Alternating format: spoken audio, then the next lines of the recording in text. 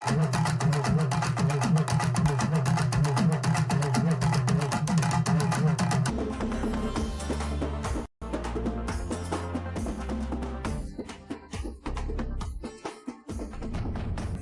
சேது விநாயகம், கரூர் மாவட்டம்.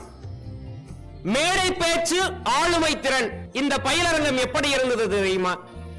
கருத்தில் தொடங்கி, கதையில் நுழைந்து, குரலில் சிறந்து, உச்சரிப்பில் தவழ்ந்து, ஆன்மீகத்தில் அமைதியாக நிலைத்து, தொழிலதிபர் கண் பார்வையில் சிறந்து, நினைவாற்றலை உயர்த்தி, உளவியலில் உணர்ந்து, உரைவாசம் கற்று, பாசறையில் பயின்று, சுய கட்டுப்பாட்டை கட்டுப்படுத்தி, காவல்துறையாலும் இராணுவத்தினாலும் பலப்படுத்தி, சட்டத்தில் நிலைத்து நின்றதாக அமைந்தது என்றால் அதுதான் நிதர்சனமான உண்மை.